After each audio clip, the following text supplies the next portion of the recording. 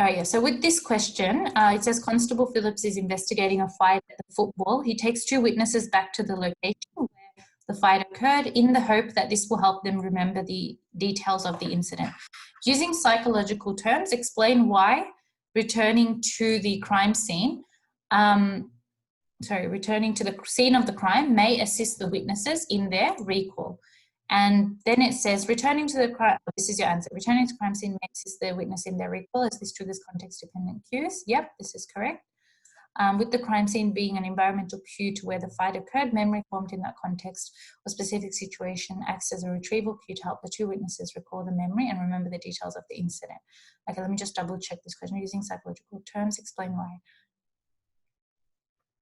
Yep, so you've talked about context dependent. How many marks was this question worth? Do you remember?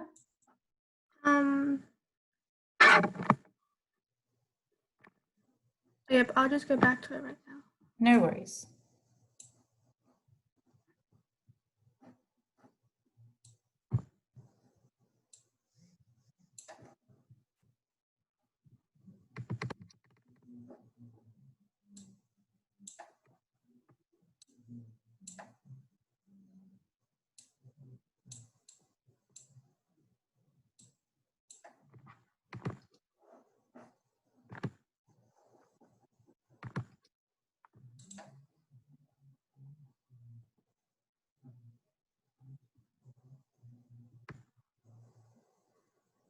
This was worth about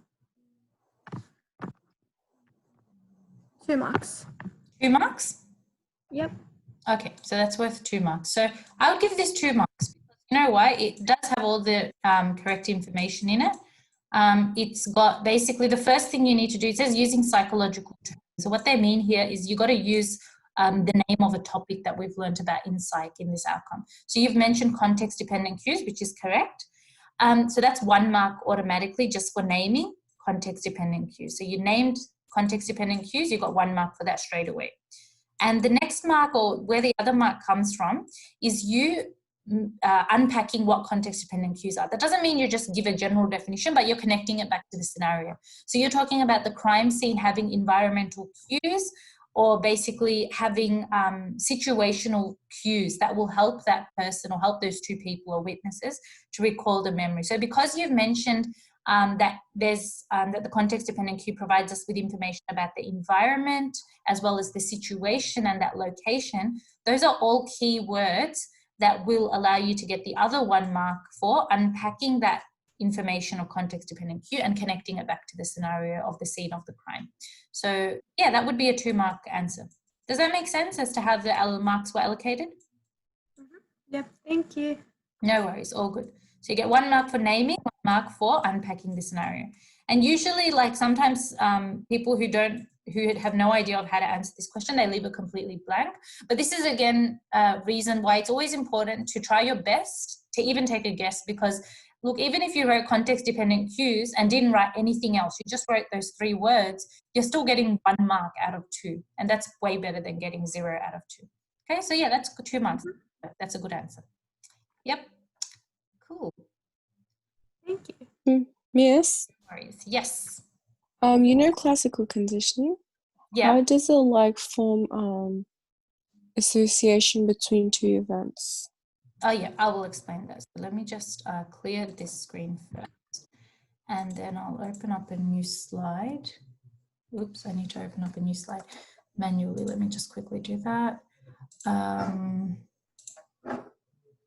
Okay, so yeah, when we're talking about classical conditioning and how memories are formed, how a classically conditioned response is formed. Remember that in order for a classically conditioned response to be formed, an unconditioned stimulus has to be repeatedly associated or repeatedly paired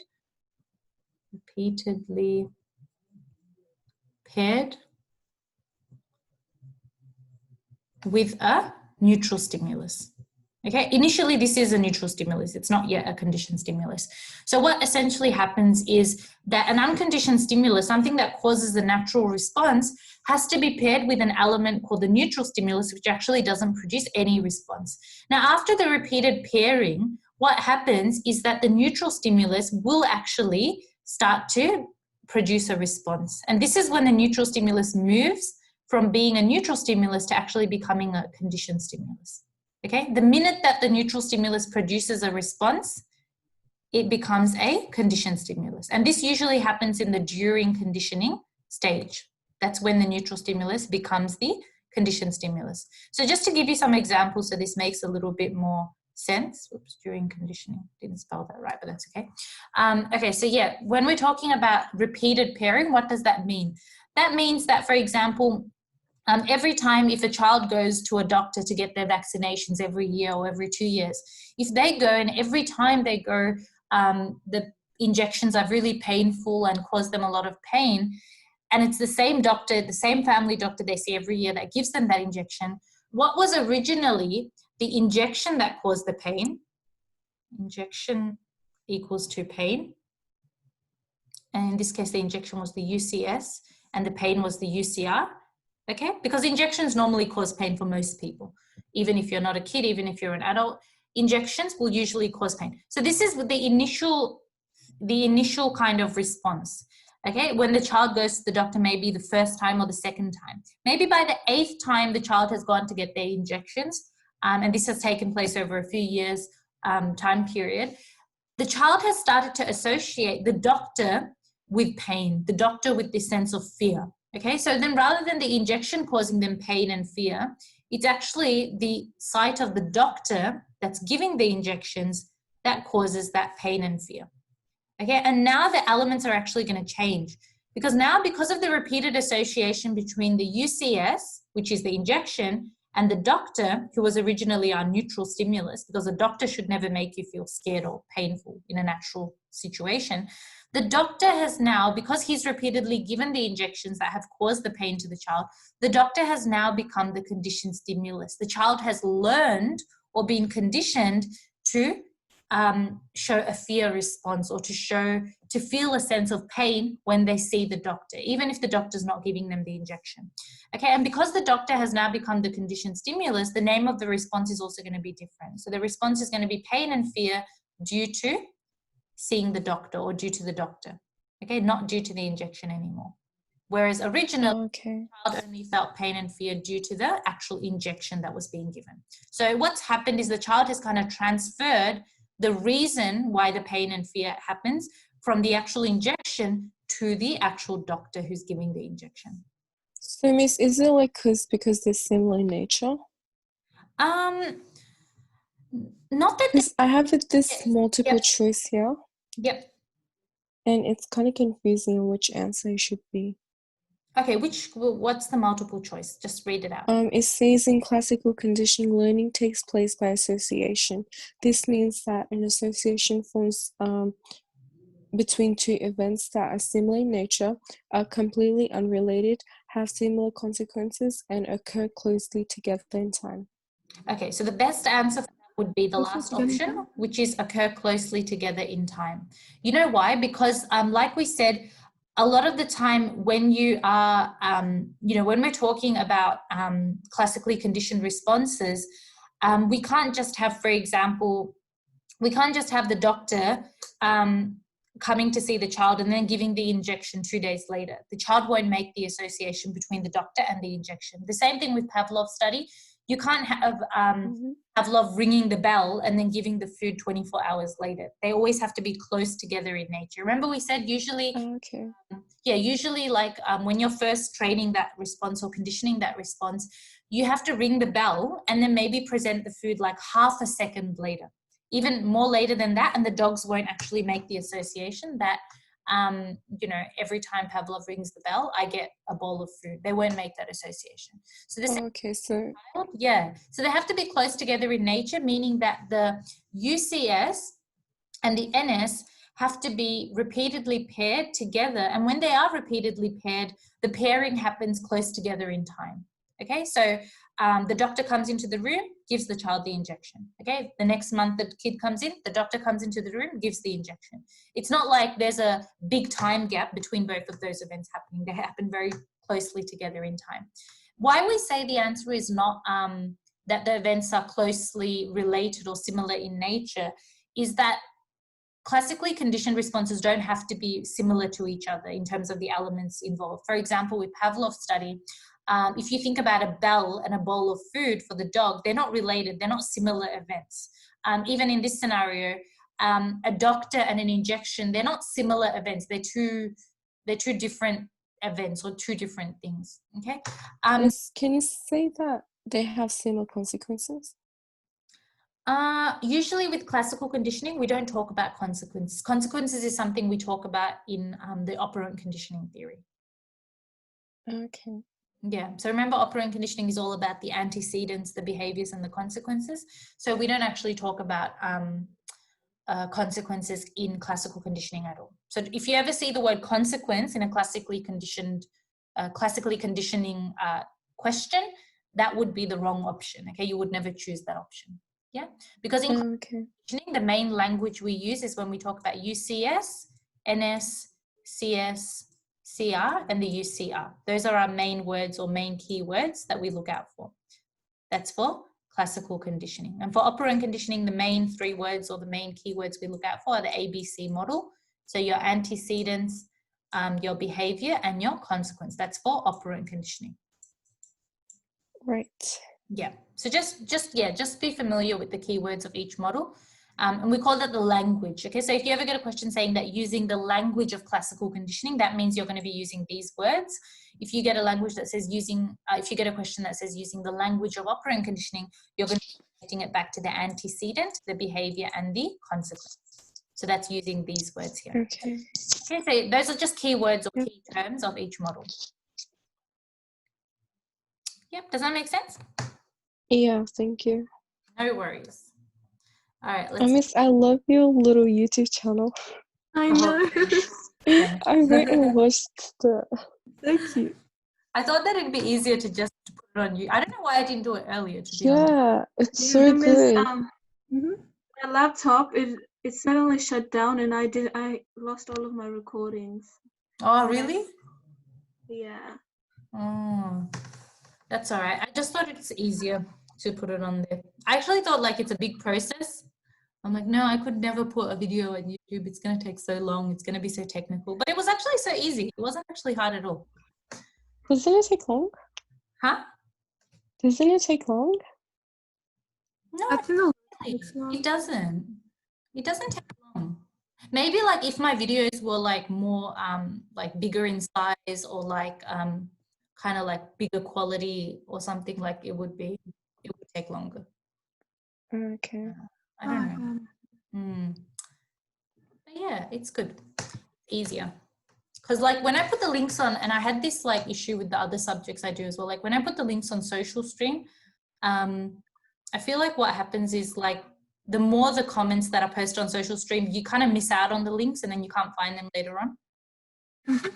Yeah. So this makes it a little simpler. So what other questions do you guys have for me so I can do a little bit more scribbling with my pen? Miss, in terms of the element of operant conditioning, you know how you said that the question says using the language of operant conditioning, you use the ABC model. Do we have to talk about what reinforcement or punishment it causes, like the consequences? Good question. So yeah, when we talk about the ABC model, if you have a scenario and then you've got it says using the language of classical conditioning, you know, explain how Catherine has learned to sit politely at the dinner table. That's the we always use. So that's basically you're just gonna first of all write ABC. You're gonna write down what each of them stands for. So you're gonna write antecedent, behavior, and consequence. And yes, you will have to talk about what reinforcement or what punishment has been given according to what the scenario says. So if, for example, the scenario said something like, Catherine's parents give her an extra slice of cake every time she sits politely at the dinner table, okay? And then it says, okay, using the language of classical conditioning, explain how Catherine has learned to sit politely at the dinner table. So then obviously you're going to start off by using the language of classical conditioning. That is, you are going to make reference to these key 3 words here, okay? The ABC, that's why we call operant conditioning the ABC model. Antecedent, behavior, and consequence. So we know that the behavior would be sitting politely at the dinner table, yeah? And the antecedent will be obviously dinner time, because she can't sit politely at the dinner table if it isn't dinner time.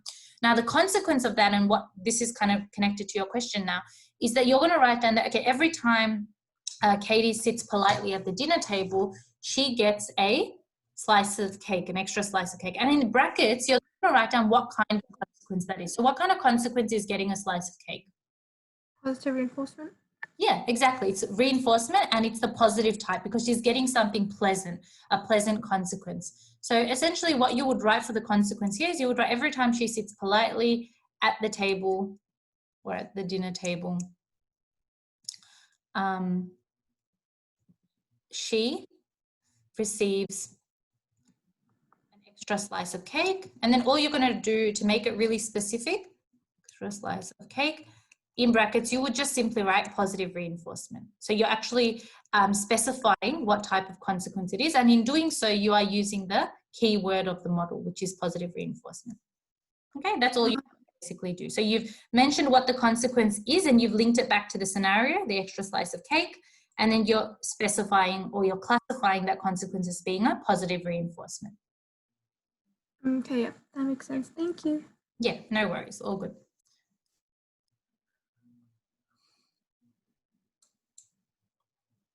Okay, what other questions do you guys have?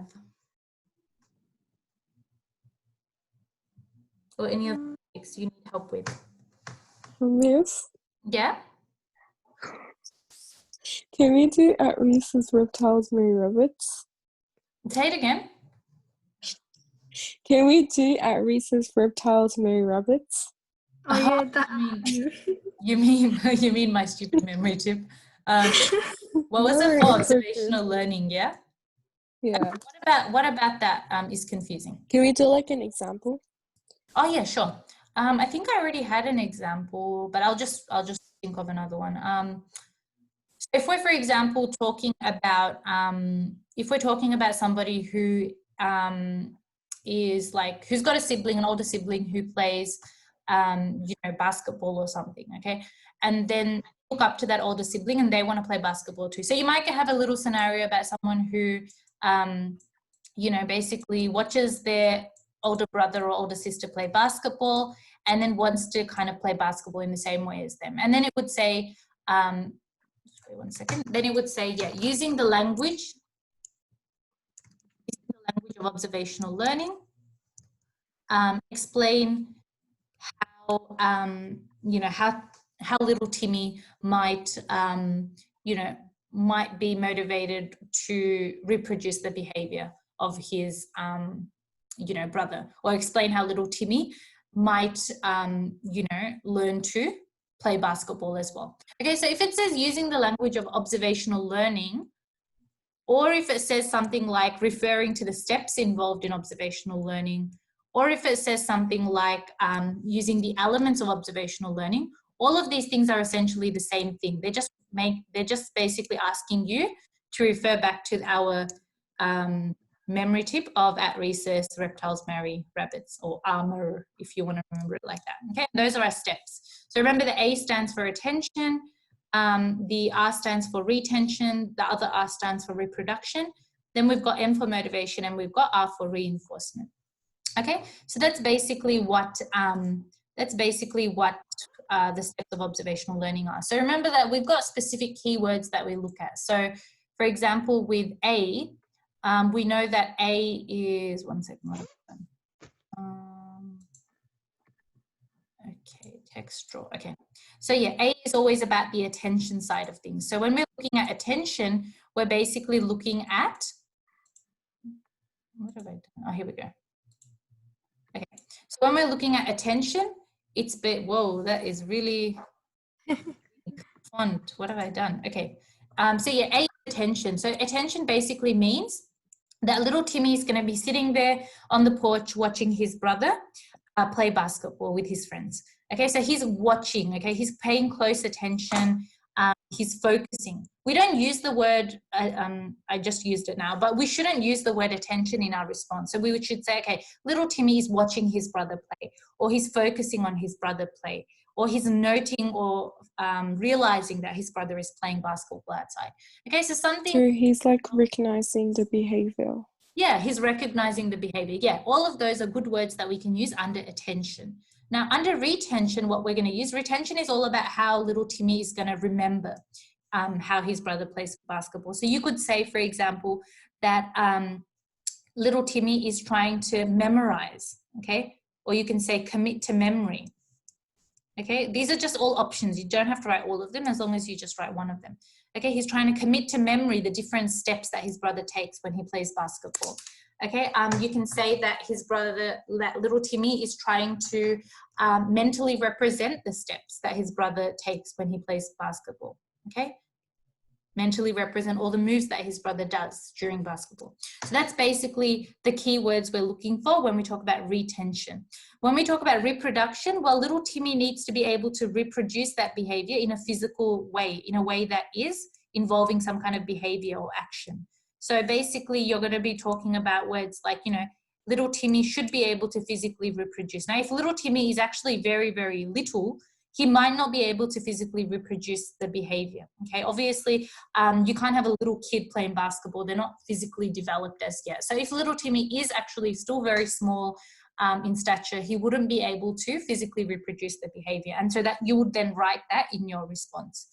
And obviously, looking at the age of the kid in the scenario, you should be able to make a judgment there. So if little Timmy in the scenario is 4 years old, then he'd definitely not be able to play. But if little Timmy is something like maybe 11 years old, well, yeah, then he might be able to reproduce that behavior.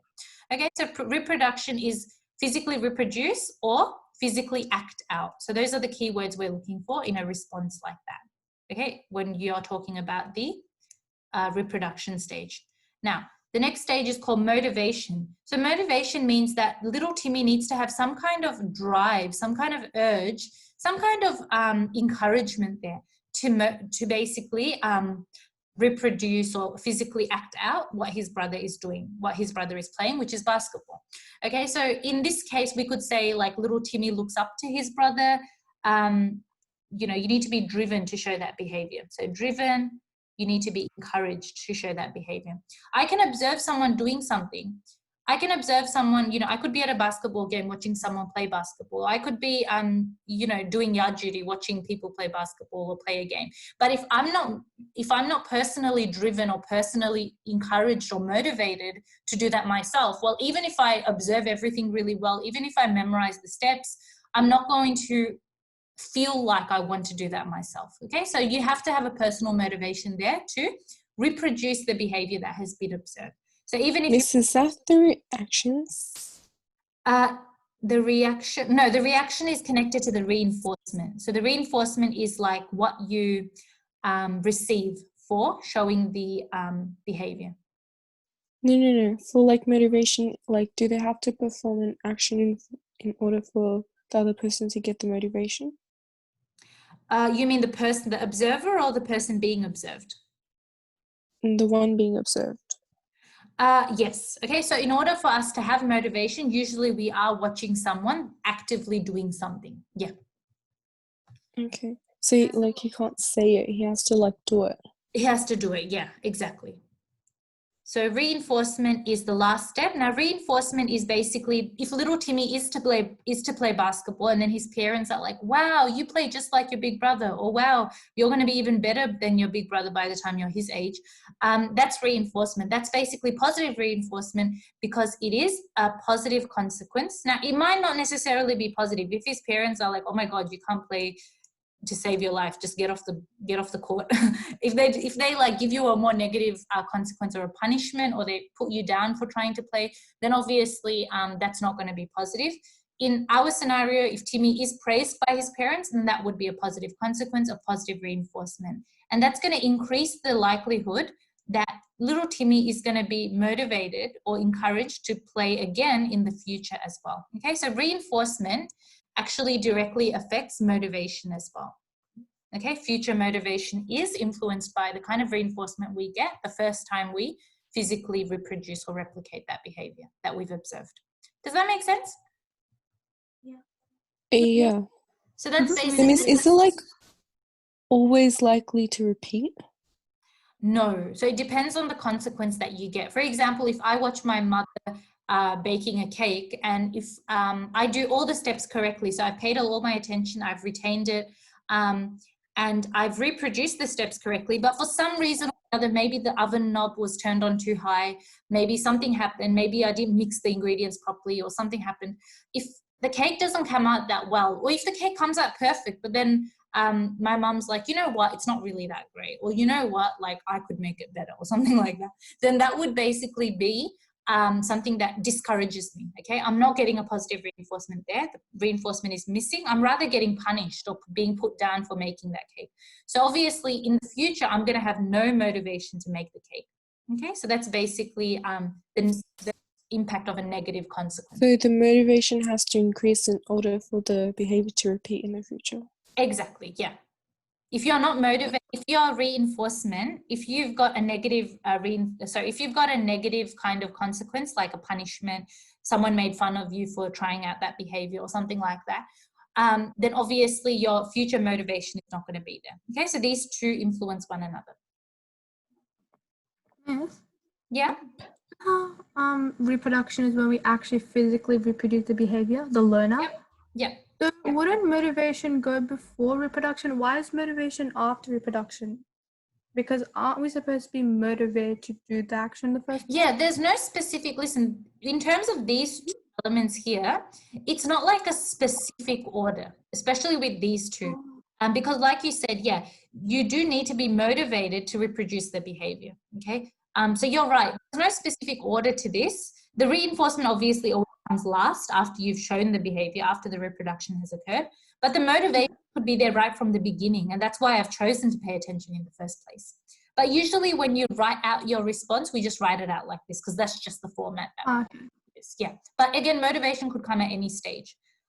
It's one of those steps that doesn't really have a specific place, like a specific kind of position in this kind of format. Oh, all right, that makes sense. Thank you. Yeah, no worries.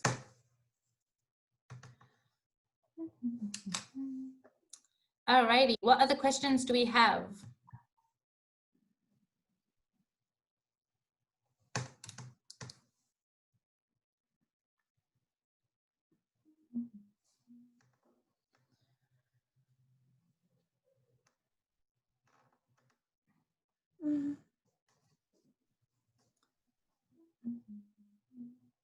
Miss, question. Oh yeah, no, you go first. Miss, do we need to know about the Bobo doll? The Bobo doll experiment, you should know, like, you don't need to know the in-depth details, like specific numbers and stuff like that, but you should know the basic idea of what it is and what it taught us about learning and memory. So essentially what it taught us was that children will generally reproduce the behavior that they've observed from someone older than them, like an adult, and that if a child sees someone else getting, and this is something where I will just write these words down because a lot of people tend to overlook these. So, sorry, Miss, what was the question? The question was about the Bobo study. Okay, now with the Bobo doll study, or with any of the studies that we look at, generally you don't need to memorize like statistics or figures or percentages or findings from them, but you need to know the basic idea of what they taught us. Okay, so with the Bobo doll, what it taught us was that children will reproduce behavior that they've observed. So remember, when the children saw the adult bashing the Bobo doll, the children were likely to also bash the Bobo doll if they were given the opportunity. So first of all, children will reproduce behavior that they've observed. Okay. Secondly, and connected to this point, is that when given the opportunity, children will basically reproduce the behavior if they are given the opportunity. If the child doesn't have the opportunity, it'll be hard to say whether they do reproduce the behavior. So essentially, in terms of Bobo doll experiment, Bandura, who was the guy who did the study, gave the children the Bobo doll. He literally put that doll in that room where the children were going, and he knew that the children would see the Bobo doll and would act accordingly to what they did. Now, if the children were in the presence of another toy, or they weren't in the presence of a Bobo doll, it's hard to say whether they would have acted out in the same way because they didn't have the opportunity. So remember, children will reproduce behavior they've observed only if they have the opportunity to do so. Okay. Now, if a child is observing a lot of violence at home, they will only reproduce that violence if they've got an opportunity to do that outside of the home. So if they've got a friend who's a little bit intimidated by them, or if they've got someone in school who they think is weaker than them, who they can bully around, that will be then an opportunity for them to reproduce the behavior they've observed from home. Okay, so remember that children will only reproduce a behavior if they have an opportunity to do so. Okay, if the means is there, or if the resource is there for them to do so. So if these children were not exposed to the Bobo doll, they might not have actually been aggressive towards the Bobo doll. Essentially, that's what it means. And the last thing that is important for you to know about the Bobo doll experiment is this concept of vicarious reinforcement and punishment. And this is something that comes up more in the Bobo doll study rather than the actual observational learning theory. But what vicarious reinforcement and punishment are is that we don't have to directly be involved in something to receive a consequence for it. For example, when the children were watching the video of the adult bashing the Bobo doll, but then getting punished for bashing the Bobo doll and being screamed at and being scolded, these children who watched that specific video were very unlikely to then bash the Bobo doll if the Bobo doll was put in front of them. And this is because even though the child hasn't been directly punished, they've watched somebody else be punished. And so as a result of that, they are not going to be likely to bash the Bobo doll themselves. And vicarious, essentially what it means is that it's through somebody else. If you've ever heard of the term, living vicariously means you're living through somebody else. So even if you're not there, that person is kind of embodying all your kind of characteristics and all your interests and all that stuff. Okay, so vicarious means through someone else. And essentially vicarious reinforcement and punishment is when we don't directly do a behavior and we don't directly get reinforced or punished for it, but indirectly through watching somebody else getting punished or somebody else getting rewarded or reinforced, we are also affected by that. Okay, another example that I often give is like, if, this is never going to happen, but if like somebody hands in their work really early in class and I'm like, okay, you know what, thank you so much for handing in your work. I'm going to give you, extra 2 marks on the SAC that's coming up. Okay, and then everyone all of a sudden will be scrambling to finish their work because they just watched this person get extra 2 marks. Okay, so that's obviously everyone getting vicariously reinforced. They didn't receive the actual reinforcement, only the person who handed in the work received the direct reinforcement there of +2 marks, but everyone else is getting reinforced through that person, okay, through someone else. So they all believe that if they hand in their work now, they will also get the extra 2 marks. It might not be the case, but just by watching that first person getting reinforced and getting the +2, they also think that that will be the case for them. Okay, does that make sense? So those are the main 3 things you need to know with the Bobo doll study. You don't need to know So specific Mrs. findings. Is that the real life links? Yes, these are the real life links. Correct, yeah. Yep, Yeah, okay. these are the real life links. And these are in your slide as well. Yeah, I'm just looking at that. Yeah. Miss, I have a very strange question. Okay, tell me. What if there's a situation where the children watched the Bobo doll get bashed, but they were given something other than a Bobo doll? Would the children still reproduce that same behavior? That's a good question. So, they could, but again, it really depends on the context. It depends on the individual characteristics of the children as well. So if you're looking at children who are normally quite, like, I don't know if you remember, but in the Bobo doll study, the kids that Bandura actually recruited to be in that study, none of them had behavioral difficulties. None of them had ADHD or any attention-related disorders or anything like that. None of them had behavioral issues.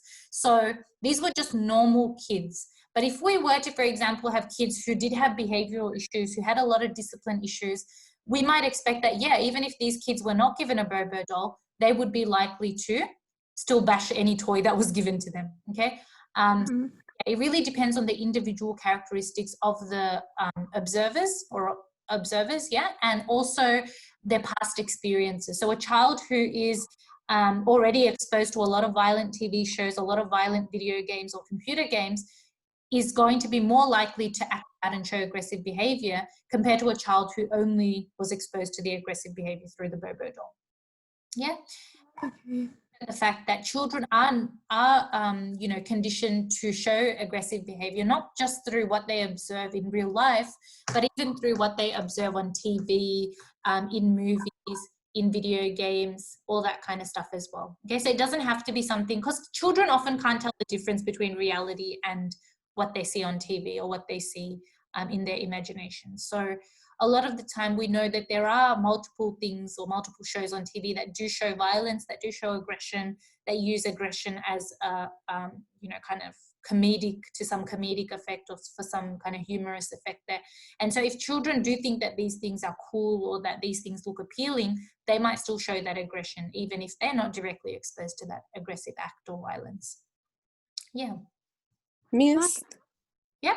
do we have to bring in the gender differences in this, like in for the aggressiveness behavior? The gender differences are quite detailed. Generally, you know what, you don't, it's kind of like common sense. Like you don't need to memorize that entire slide, but like with the gender differences, for example, we know that, for example, with the boys in Bandura's study, they showed a lot more physical aggression. Okay. If you think about like in general as well, boys are more likely, if you see little boys fighting, they are more likely to show physical aggression towards each other. So they're kind of like wrestling each other on the ground. They're kind of like, you know, hitting each other or kind of punching each other, okay? In the study, the girls showed a lot more verbal aggression. So they were literally just screaming the whole time at the Bobo doll. They were punching the Bobo doll as well, but not as intensely or not as kind of like to the extent as the boys. Okay, so this is kind of like one main difference. And as long as you know one main difference, I think that should be more than enough. When I give Miss, in the picture, she's literally bashing the Bobo doll. Yeah, so the girls were also bashing the Bobo doll, but the boys were doing it to a different kind of intensity. So the boys were a lot more fueled with rage when they were bashing the Bobo doll, whereas the girls were punching the Bobo doll often and frequently, but I guess it wasn't in as much of a rage as the boys were. Is it just because of like how they are, how boys and girls normally are? Yeah, how boys and girls normally are. It could be because of what they've seen. So when mum and dad fight at home, mum screams a lot and dad just like, you know, just gets mad or just like, you know, punches a wall or something or throws something on the floor. It could be from the social learning. Social learning is essentially what you observe around you. It doesn't just have to be in the context of observing, you know, observing a Bobo doll. It could even be what you observe at home from your own parents, from your own gender. And that's, again, one of the other factors that influence whether we observe someone. So a girl, a daughter, is more likely to observe her mother or her sister compared to her brother or her dad because they're similar in terms of their features of both being the same gender. A boy is more likely to observe the behavior of his father because, again, they're the same gender. So there are a number of factors that we've looked at that influence whether a boy or girl will look up to and observe the behavior of certain people. Yeah. Miss? Yep. Can we say like if an adult or something was there in the room with the kids? Yeah. Would it like eliminate the behavior in order for it to happen? That could again come under the factors that influence whether we observe behavior. So as far as I know, parents were not present in the room when the children were watching the video. Neither were they present in the room when the children were given the opportunity to bash the Bobo doll. Now, if the parent was there, you could probably understand that the children's behavior would be different because obviously the parent is there. The parent might be giving them consequences at home for what they did. They might be scared of getting into trouble because their parents are there. Okay, so obviously the kind of behavior we might observe might be a lot different if a parent was there. So yeah, you're right. Yep. And that would be connected to the motivation step that if your parent was there, you wouldn't be as driven or as encouraged or as in the mood to bash a Bobo doll as compared if your parents weren't there and you had the full freedom. What if they encouraged it? Oh, well then I think you got to get a parent in that case because that's not a good parent if they're encouraging violence. But, yeah, that could come under factors that influence whether we imitate a model. And that's a slide by itself on the PowerPoint as well. Yeah.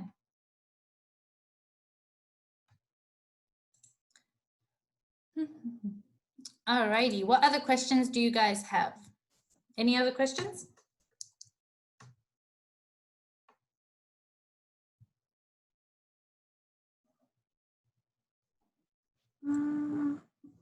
Miss, what type of questions will we get in terms of chapter 6? Like encoding, storage, retrieval?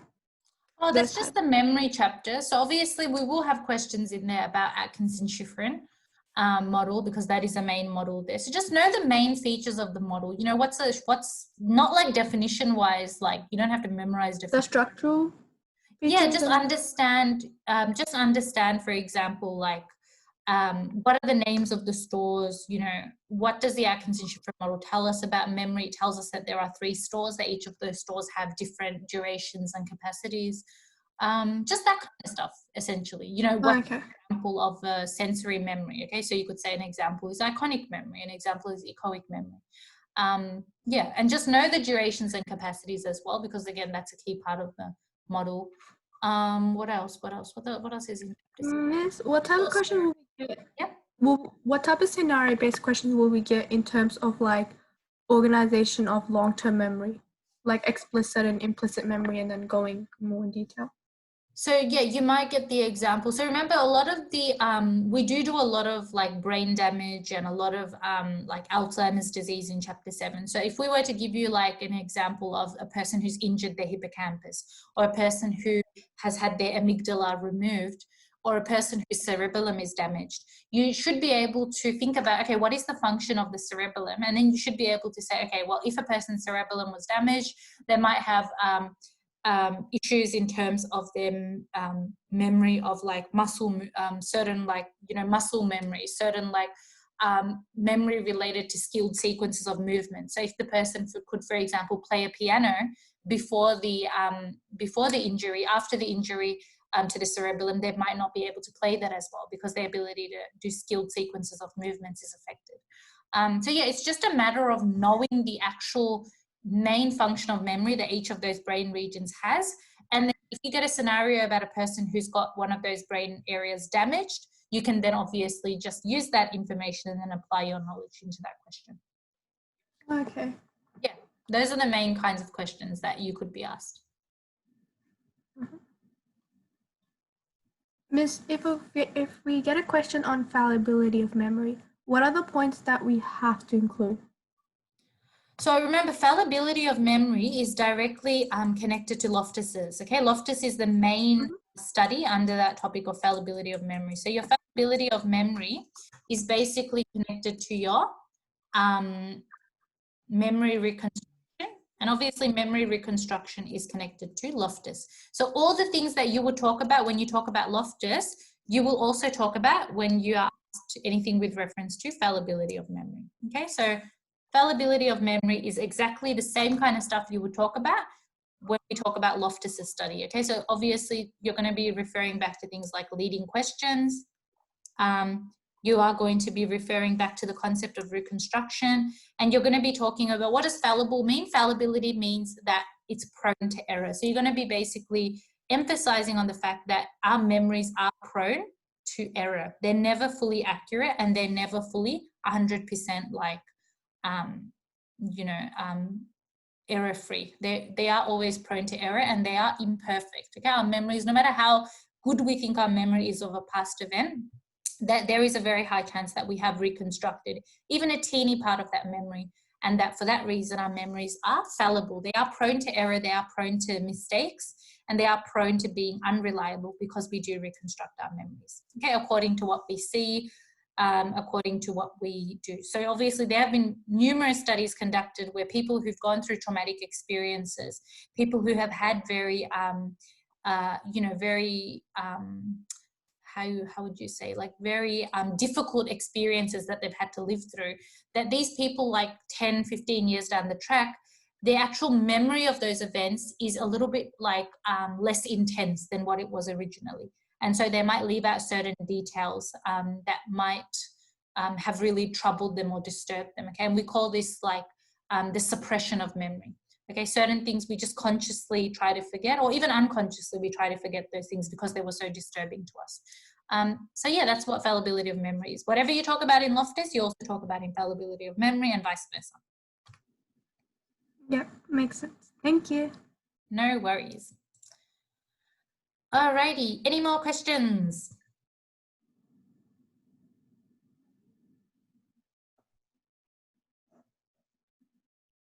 Miss, Yep. what are synaptic vessels? Synaptic vesicles or vessels? Oh, one of them, I don't know. Okay, so your vesicles are basically little pouches in the axon terminal area. They're little pouches that actually contain the neurotransmitter. So when the neural impulse or the message reaches the axon terminal senses that a message has arrived. And so the vesicles kind of push down and they release the neurotransmitter into the synaptic gap. And then the message kind of joins the neurotransmitter and then goes to the next neuron. So your vesicles are basically little pouches that contain the neurotransmitter. So like a little group or something. Yeah, a little group of pouches. Yeah, we call them tiny sacs. Sacs meaning like pouches, like tiny sacs that contain the neurotransmitter. Yeah, so think of it as kind of being like a button. When the message has reached the axon terminal, these buttons kind of sense that the message has arrived and kind of push themselves down. And then when they push themselves down, the neurotransmitter gets released into the synaptic gap. Miss, is there like a specific number of how many neurotransmitters go? No, there's no specific number. I mean, as many as is required to send the message. But yeah, we don't look into how much numbers and stuff there are. Obviously, depending on the message that we are sending or depending on the function or the action, like I said before, it could be an inhibitory neurotransmitter that's taking place, or it could be an excitatory neurotransmitter. Just remember, whenever we're talking about, and I will write this down, whenever we're talking about learning, whenever we're talking about memory, whenever we're talking about synaptic plasticity, there is only one main neurotransmitter that is in charge of all of these things, and that is our excitatory neurotransmitter, which is known as glutamate. Okay, so glutamate is the main neurotransmitter involved in learning, memory, and synaptic or neural plasticity. So it's very important for you to remember that. And that is an excitatory neurotransmitter. Why? Because it actually activates, it increases and it stimulates neural activity and stimulates neural firing, which is just another word for neural activity. Neural activity and firing. Okay, so just remember glutamate, for this outcome, glutamate is our main neurotransmitter that we are really concerned with. We have looked at both glutamate and GABA in chapter 2, but glutamate is the main one for this particular outcome because it's involved in all of our learning, our memory, and our neural plasticity. And remember, neural plasticity is just a fancy way of saying LTP, which is long-term potentiation. Okay, does that make sense? Is it good to have a lot of glutamate? It's not good to have a lot of anything, I guess, but generally if you have a lot of glutamate, what it means is that you've got a lot of neural activity, which isn't a bad thing. If you're learning a lot of information or you're preparing for exams, every day you're revising, you are going to have a lot of glutamate always being released into your synaptic gap. But in people who, for example, have certain mental disorders where they overthink, they just ruminate over the same thing again and again, that's where glutamate is going to be produced a lot, and that's where it's not going to have any productive function or productive effect. Okay, so if I have a phobia and every second of my day I'm looking at the floor, looking at, okay, is there a spider next to me, is there a mouse next to me, that's going to be a problem because it's not productive. It's not like you're actually using it to learn something. It's not like you're using it to commit something to your memory. It's not like you're using it for the purpose of long-term potentiation. Okay, so obviously glutamate is good if you're using it for a productive purpose. If it is disabling you and it's debilitating, your ability to do things and to be a functional person, then that's when glutamate is going to be a problem. But in the majority of the population, glutamate is fine. Yeah. That's good. Mrs. Overthinking a disorder? Because I think I have that. No, overthinking is not a disorder, but overthinking, we call it rumination. We're going to learn more about it in chapter, we might not learn about it because chapter 12 is not enough for this year. But yeah, it's called rumination. Rumination is essentially overthinking without doing anything to change those thoughts. So if you're constantly overthinking that, oh my God, what if I do badly in my VCE, but you're not working towards doing good things for your VCE, you're not working towards studying, you're just constantly overthinking, that's rumination. Rumination means you're just overthinking without doing anything productive, without trying to actually make a change there. And that's a risk factor for mental disorders. Yeah. Miss, us generally overthinking is not an illness. Sorry? Us overthinking is not generally like an illness or anything. Yeah, it's no, like when we overthink, it's not a major problem. Remember, overthinking is never a major problem unless it causes you to become dysfunctional. You know, you can't function, you can't think productively, you can't do anything productively. Overthinking, especially people who have mental disorders, is something that stops them from functioning as a normal person, stops them from going to school, stops them from going to work, stops them from communicating with the people they love, the people that care about them. That's when it actually gets into dangerous territory. But overthinking in general is fine. I mean, we're all human, we all do it.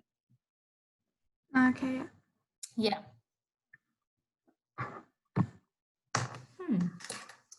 Alrighty, any more questions?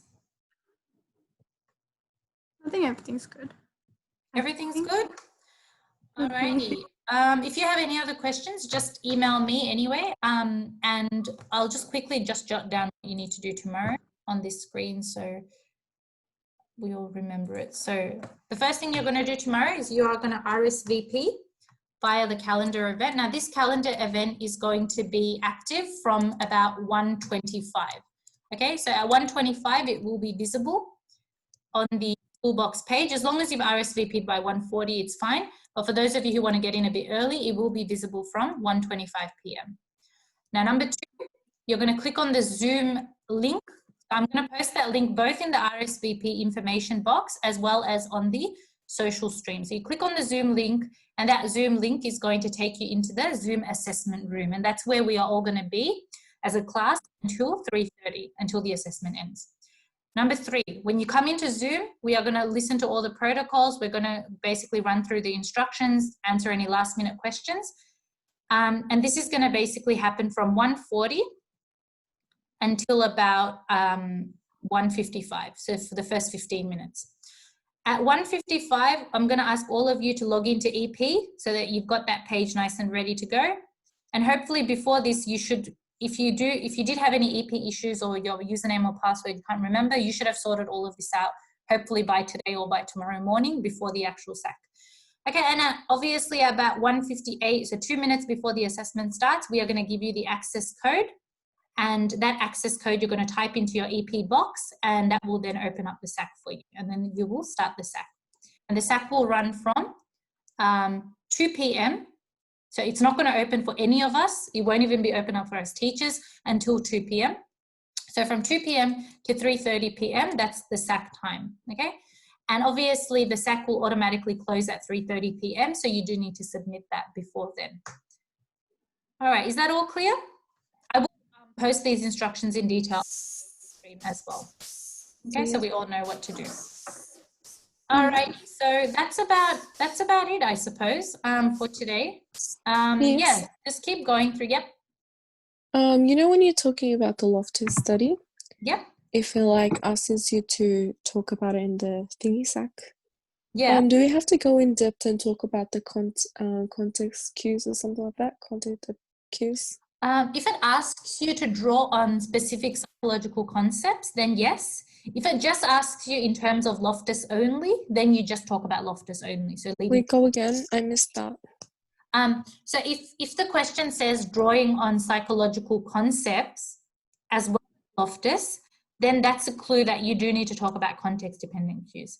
If the question only says in terms of Loftus and doesn't mention anything about psychological concept, then you only talk about the Loftus side of things. So you only talk about the reconstruction and the leading question side of that scenario. So if it says the psychological thingy, do you only talk about the context-dependent cues? No, so then in that case, you talk about the context-dependent cues as well as Loftus. Okay, if it's a crime scene or if it's an accident or incident that's occurred, you would almost always talk about Loftus, as well as the context-dependent cues. Again, it depends on how the question is worded. Would we have to introduce Loftus study, or can we go straight to the point? You can just say, as per Loftus's study, it was found that reconstruction, you don't even have to talk about the study. As long as you mention her name somewhere in there and you mention leading questions. Leading questions is a key element of her study anyway. Okay. Yeah. No, Miss, Alrighty. if it asks you Yeah. about context-dependent cues, you don't have to mention the Loftus study, do you? No, if it only asks you about context-dependent cues, no, you don't need to mention Loftus. So remember a previous question we just did before?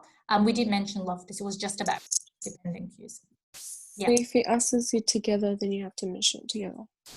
Exactly, yeah. Yeah. Yeah. Alrighty, so if we're all good, then I suppose we can just stop the recording here.